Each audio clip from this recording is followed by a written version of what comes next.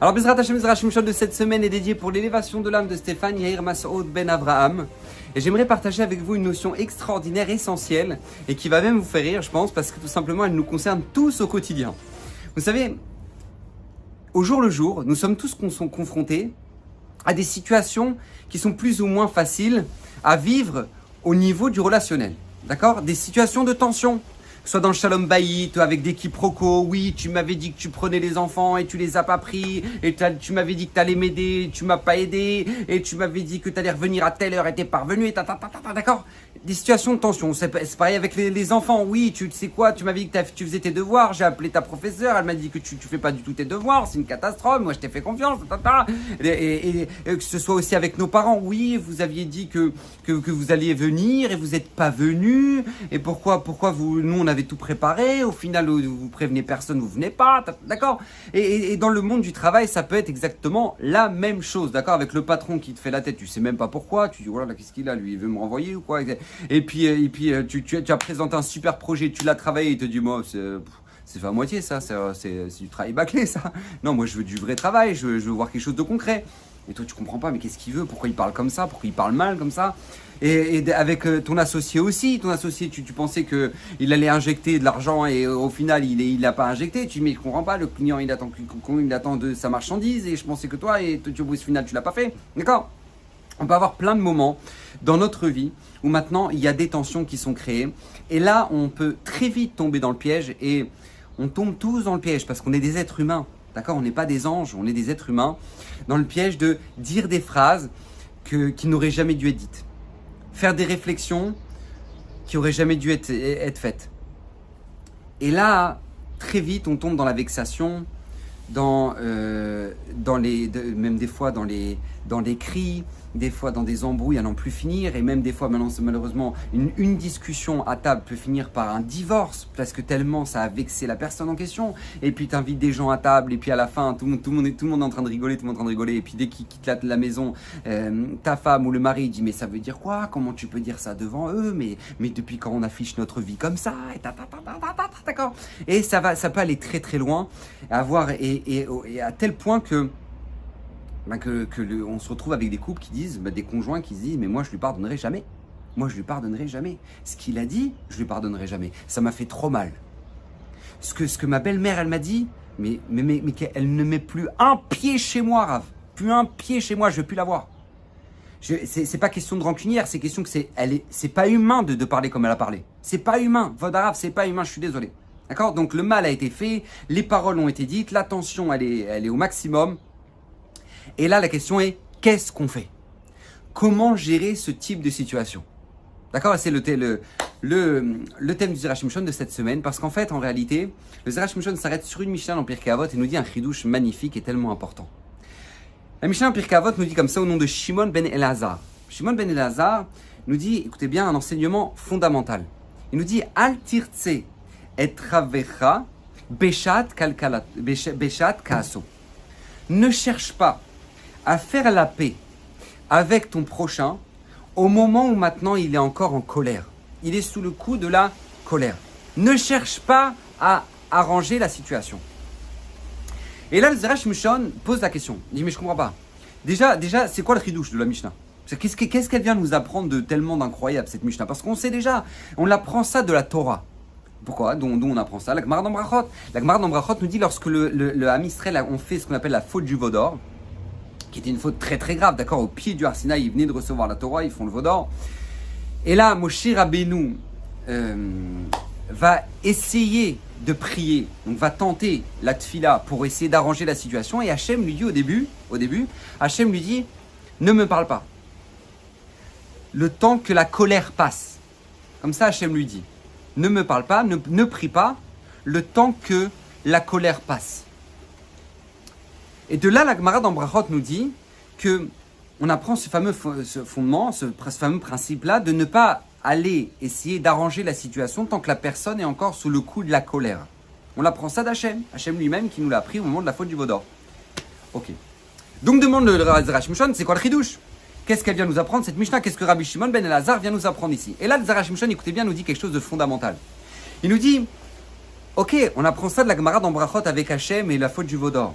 Mais là-bas, Moshe Rabbeinu, lui, c'est pas lui qui a fait la bourde de faire le veau d'or. Lui, Moshe Rabbeinu, il était en haut du Har Sinaï, c'est un tzaddik gamour, d'accord, c'est un tzaddik parfait, Moshe Rabbeinu. Donc lui, il était pas dans la faute du veau d'or.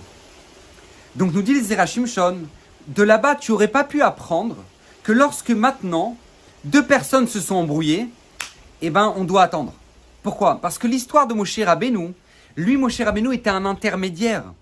Donc, puisqu'il était un intermédiaire pour le Ham Israël, pour aller demander pardon à Hachem, donc effectivement, peut-être que tu peux apprendre que t'envoies pas d'intermédiaire tant que la personne est encore en colère. Mais si toi-même ça te concerne, si toi-même tu as vexé cette personne-là, nous dit Zera Shimshon, peut-être que toi tu dois courir. Toi tu dois courir pour y aller.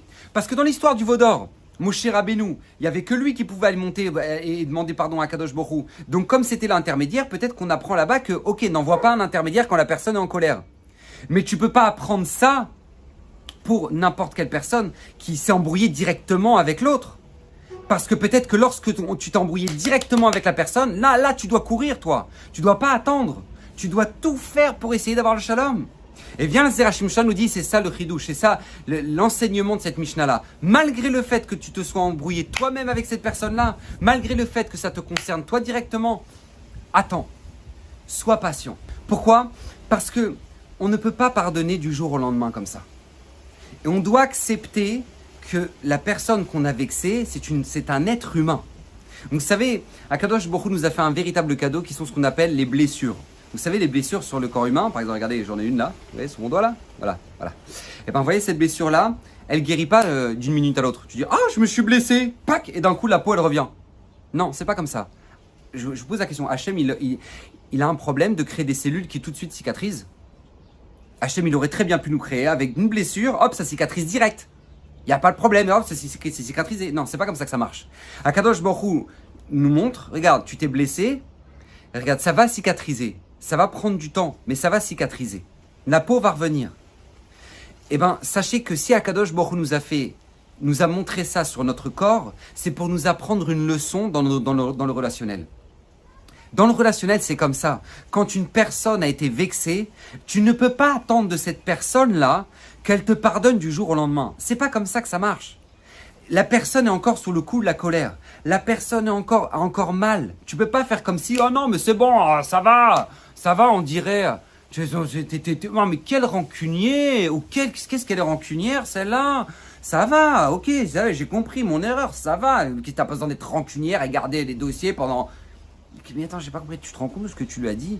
Devant tous les amis que t'as invités Shabbat, tu as humilié ta femme.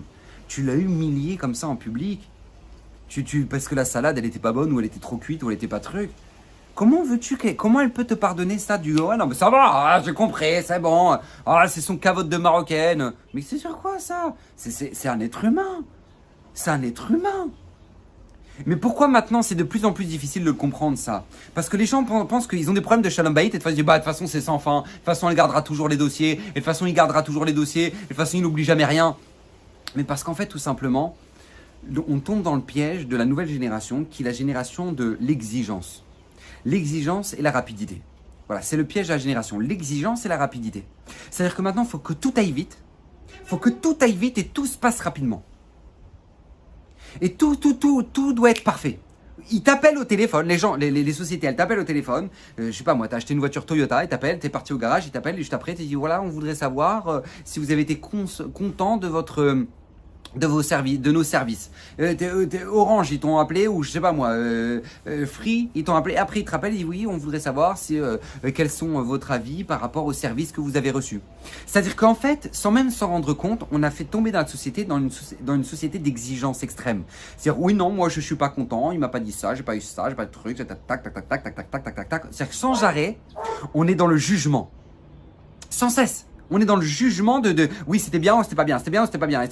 C'est à moi de juger. Non, c'était pas bien, j'étais pas content. Tu sors des toilettes, tu vas à l'aéroport, tu sors des toilettes et t'as 4 visages. T'as pas content, moyennement content, un peu content, très content. Et tu dois appuyer.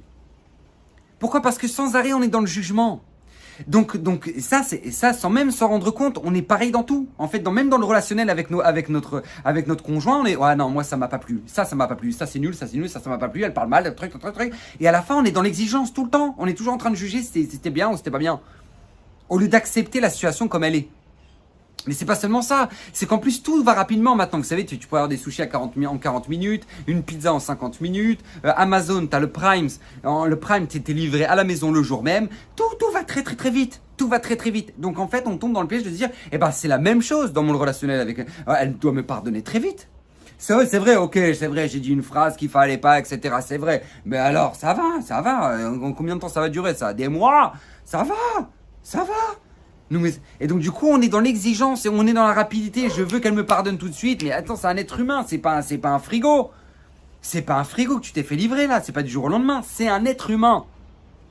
Et vous savez, ça c'est un piège dans lequel maintenant les couples souffrent terriblement. Et pas seulement les couples, même dans le monde du travail, les gens souffrent. Pourquoi les gens, dès qu'ils reçoivent une réflexion dans le monde du travail, ils sont vexés, ils sont pas bien. Après ils se mettent en pause d'arrêt maladie parce que trop de pression au travail, etc. Parce qu'en fait, on est devenu ultra sensible, on est devenu dans l'ultra exigence et on est tombé dans l'ultra sensibilité.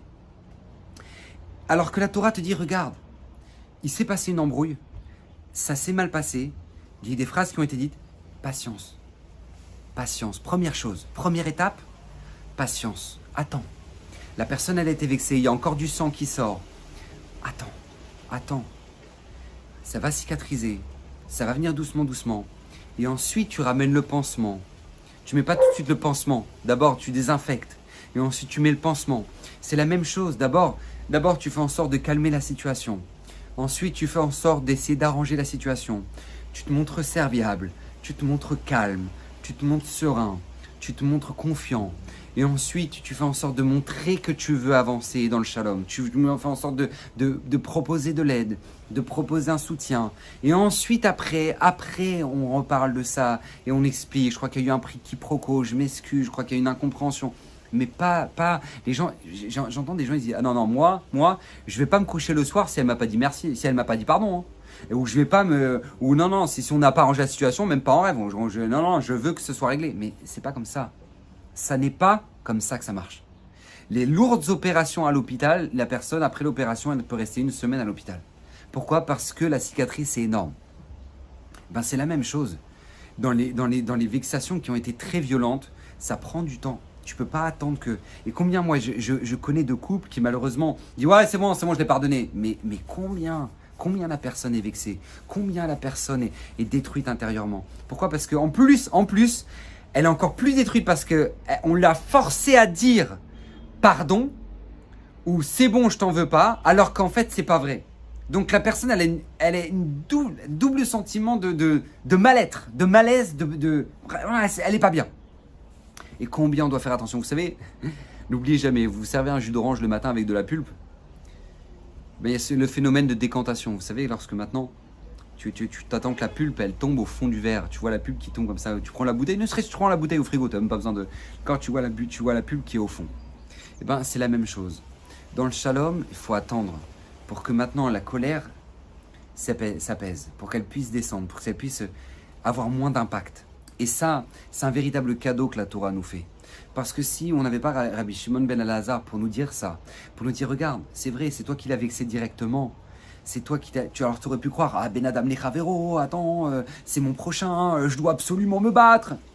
Nous dire Rabbi Shimon ben Elazar, c'est vrai, tu l'as vexé, c'est très grave, ça c'est pas bien du tout, c'est un interdit grave de la Torah, mais malgré tout, prends le temps qu'il faut.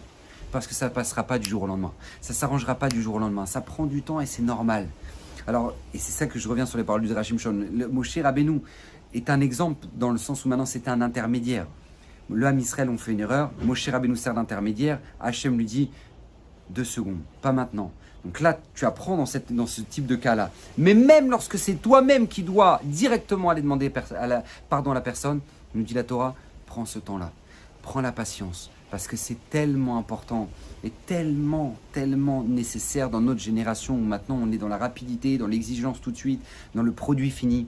C'est pas comme ça que ça marche. Et c'est comme ça, Bezrat Hashem, en ayant acquis cette notion-là que Bezrat Hashem, on va pouvoir gérer les différentes erreurs qu'on a pu faire dans nos relationnels, que ce soit dans le couple, que ce soit avec nos enfants, et Bezrat Hashem, pour une vie heureuse et sereine. Bracha v'atzacha bruchim tiou, que Bezrat Hashem, le Zera Shimshon, qui a promis que tout celui qui l'étudiera régulièrement méritera une multitude de bénédictions, et bien Bezrat Hashem vous protège et que toutes ces bénédictions soient déversées dans vos maisons. Baruch Hashem, vous avez une liste du Zera Shimshon sur maintenant Baruch Hashem sur la chaîne YouTube, vous pouvez partager, les envoyer à vos amis, etc. pour que le maximum de personnes en profitent et soient protégées du mérite du tzaddik Bezrat Hashem. Bracha v'atzlacha bechol ha'inyanim, et que Bezrat Hashem, ces paroles soient pour l'élévation de l'âme de Stéphane Yair Masoud Ben Avraham. Bracha v'atzlacha, la semaine prochaine.